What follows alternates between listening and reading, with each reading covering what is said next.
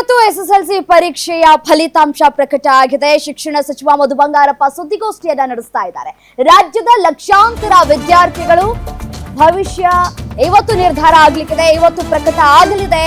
8 ಲಕ್ಷಕ್ಕೂ ಅಧಿಕ ವಿದ್ಯಾರ್ಥಿಗಳ ಭವಿಷ್ಯ ಫಲಿತಾಂಶ ಪ್ರಕಟಣೆ ಮಾಡಲಿರುವಂತಹ ಶಿಕ್ಷಣ ಸಚಿವ ಮಧು ಬಂಗಾರಪ್ಪ ಕೆಲವೇ ಕ್ಷಣಗಳಲ್ಲಿ ಸುದ್ದಿಗೋಷ್ಠಿಯನ್ನ ನಡೆಸಲಿದ್ದಾರೆ. KSEABL 12:30 ನಂತರ ವೆಬ್ಸೈಟ್ಗಳಲ್ಲಿ ಫಲಿತಾಂಶ ಪ್ರಕಟ ಆಗುತ್ತೆ. ವೆಬ್ಸೈಟ್ನಲ್ಲಿ ಫಲಿತಾಂಶ ಬಿಡುಗಡೆಯನ್ನ ಮಾಡಲಾಗುತ್ತೆ. ಮಾರ್ಚ್ 21ರಿಂದ ಏಪ್ರಿಲ್ 4ರವರೆಗೆ ಈ ಒಂದು ಎಸ್ಎಸ್ಎಲ್ಸಿ ಪರೀಕ್ಷೆ ನಡೆದಿತ್ತು. ಈ ಬಾರಿ 8,96,000 ವಿದ್ಯಾರ್ಥಿಗಳಿಂದ ಪರೀಕ್ಷೆಗೆ ನೋಂದಣಿಯನ್ನ ಮಾಡಿಕೊಳ್ಳಲಾಗಿತ್ತು. ಇದರಲ್ಲಿ 2,818 ಕೇಂದ್ರಗಳಲ್ಲಿ ಎಸ್ಎಸ್ಎಲ್ಸಿ ಪರೀಕ್ಷೆ ನಡೆದಿತ್ತು.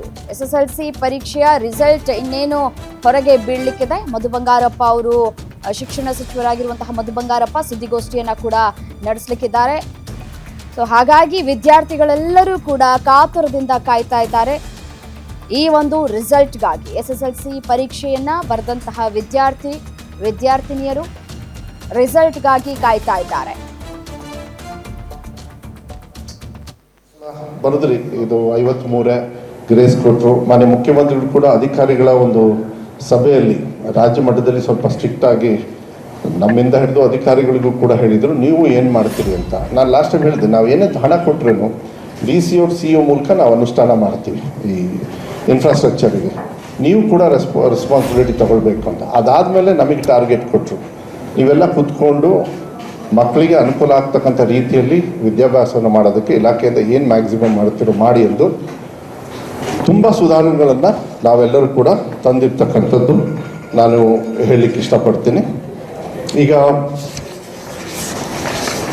ಚೆನ್ನಾಗಿ ಒಂದು ಒಳ್ಳೆ ರೀತಿಯಲ್ಲಿ ಸ್ಪೆಷಲ್ ಕ್ಲಾಸಸ್ ಇರ್ಬೋದು, ಮಕ್ಕಳಿಗೆ ಅನುಕೂಲವಾಗ್ತಕ್ಕಂಥ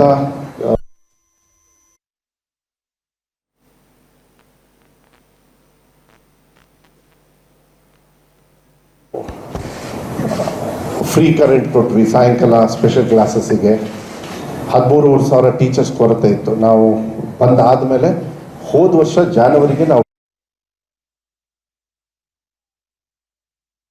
ಕಲಿಕೆಗೂ ಕೂಡ, ಯಾಕೆಂದರೆ ಅದು ಕೂಡ ಕಾರಣ ಆಗ್ತದೆ. ಯಾಕೆಂದರೆ ಟೀಚರ್ಸೇ ಇಲ್ಲ ಅಂದ್ಬಿಟ್ರೆ ಕಷ್ಟ ಆಗ್ತದೆ. ಆದರೂ ಕೂಡ ನಾವು ಗೆಸ್ಟ್ ಟೀಚರ್ಸ್ ಮೂಲಕನೂ ಕೂಡ ಕೆಲವು ವಿಚಾರಗಳನ್ನು ನಾವು ಮಾಡ್ತಾ ಇದ್ವಿ.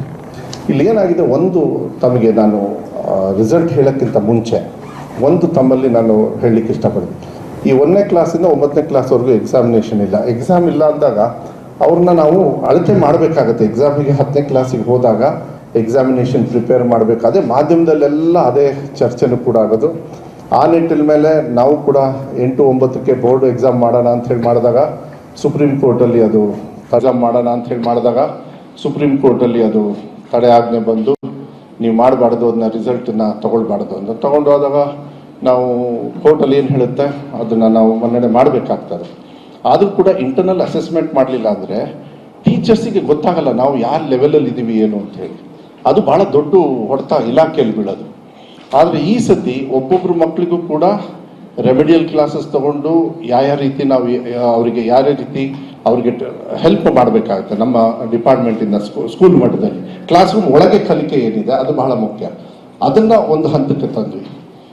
ನಾನು ಹೋದ ಸತಿ ನಾವೆಲ್ಲ ಸ್ಟ್ರಿಕ್ಟ್ ಮಾಡಿದಾಗ ಸುಮ್ಮನೆ ಒಂದು ಉದಾಹರಣೆ, ಇಡೀ ರಾಜ್ಯದಲ್ಲಿ ಒಬ್ಬರು 625ಗೆ 625 ಲಾಸ್ಟ್ ಟೈಮ್ ಒಬ್ಬರೇ ತೊಗೊಂಡ್ರು, ತಮಗೆ ಗೊತ್ತಿದೆ. ಅದಾದಮೇಲೆ ರಿವ್ಯಾಲ್ಯೂಯೇಷನ್ ಹಾಕಿ ಇನ್ನೊಬ್ಬರು ಪ್ರೈವೇಟ್ ಶಾಲೆಯಿಂದ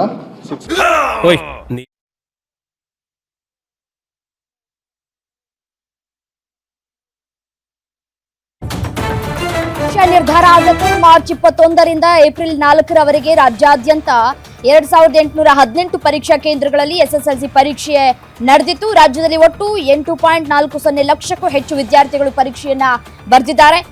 ಇವತ್ತೇ ವಿದ್ಯಾರ್ಥಿಗಳ ಭವಿಷ್ಯ ನಿರ್ಧಾರವಾಗಲಿದೆ. ಇನ್ನೇನು ರಿಸಲ್ಟ್ ಹೊರಬೀಳಲಿದೆ.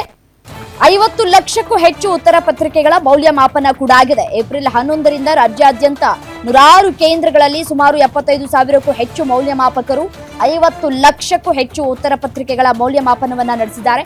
ಕಳೆದ ವಾರವೇ ಮೌಲ್ಯಮಾಪನ ಕಾರ್ಯ ಮುಕ್ತಾಯಗೊಂಡಿತ್ತು. ಫಲಿತಾಂಶದ ಕಂಪ್ಯೂಟರೀಕರಣ ಕೂಡ ಪ್ರಕ್ರಿಯೆ ಏನಿದೆ ಅದು ಕೂಡ ಆಗಿದೆ. ಸೊ ಹಾಗಾಗಿ ಇವತ್ತು ರಿಸಲ್ಟ್ ಹೊರಬೀಳತ್ತೆ. ಪರೀಕ್ಷಾ ಅಕ್ರಮ ತಡೆಗೆ ವೆಬ್ ಕಾಸ್ಟಿಂಗ್ ವ್ಯವಸ್ಥೆಯನ್ನ ಕೂಡ ಜಾರಿಗೊಳಿಸಿದ್ರಿಂದ ಕಳೆದ ಸಾಲಿನಲ್ಲಿ ನೀಡಿದಂತಹ 10% ಹೆಚ್ಚುವರಿ ಗ್ರೇಸ್ ಅಂಕ ವ್ಯವಸ್ಥೆಯನ್ನ ಕೂಡ ಈ ಬಾರಿ ಕೈ ಬಿಡಲಾಗಿದೆ. ಕಳೆದ ಬಾರಿ ಹೆಚ್ಚುವರಿ ಗ್ರೇಸ್ ಅಂಕ ನೀಡಿದ್ರೂ ಕೂಡ 10% ಫಲಿತಾಂಶ ಕುಸಿದಿತ್ತು. ಸೊ ಹಾಗಾಗಿ ಈ ಬಾರಿ ಫಲಿತಾಂಶ ಹೇಗ್ ಬರುತ್ತೆ ಅನ್ನೋದು ಕುತೂಹಲಕ್ಕೂ ಕೂಡ ಕಾರಣ ಆಗ್ತಾ ಇದೆ. ಪಡ್ತೀನಿ. ಆಮೇಲೆ ಶೇಕಡವಾರು okay will give it off to them now why no problem ಇದನ್ನ ಕೊಟ್ಬಿಡಿ. ಅಲ್ಲ ಅಲ್ಲ ಅಲ್ಲ ಹಲೋ ಹಲೋ ಹಲೋ ಹಲೋ ಹಾಂ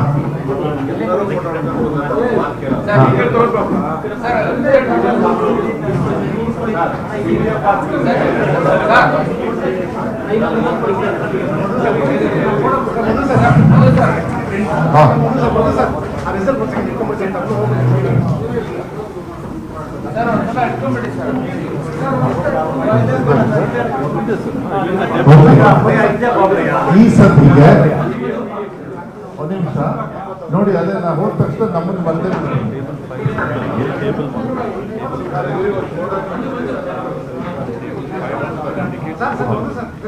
ಓಕೆ. ಒಂದೇ ಒಂದು ಸಿಂಪಲ್ 2024-25 ರಿಸಲ್ಟ್ ಈ ಸತಿ 66%, 66.14% ರೆಗ್ಯುಲರ್ ಫ್ರೆಶರ್ ಸ್ಟೂಡೆಂಟ್ ಎಲ್ಲ ಸ್ಟೂಡೆಂಟ್ಸ್ ಸೇರಿ 67.34 ಓಕೆನಾ? ನಿಮ್ಮ ಹತ್ರ ಬಂದಿದೆ ನೋಡಿ.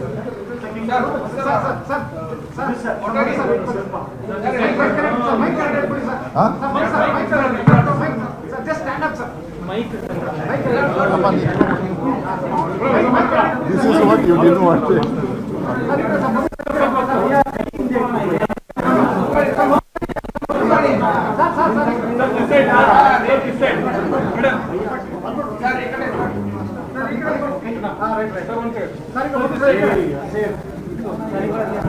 ಈಗ ನೆಕ್ಸ್ಟ್ ಏನಂದ್ರೆ ಮೋಸ್ಟ್ಲಿ ಕ್ವಶನ್ ತಗೊಳಕ್ಕೆ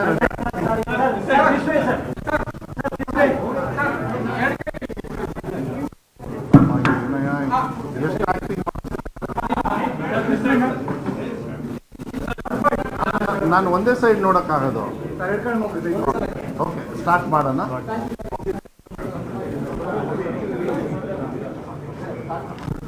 ನಾನು ಇನ್ನೂ ಏನೇನೋ ಹೇಳ್ಕೋಬೇಕಂತ ಇದ್ದೆ. ನೀವು ಎಷ್ಟು ಜನರು ಫಾಸ್ಟ್ ಪ್ರಶ್ನೆ ಕೇಳ್ತೀರೋ ಗೊತ್ತಿಲ್ಲ ನನಗೆ.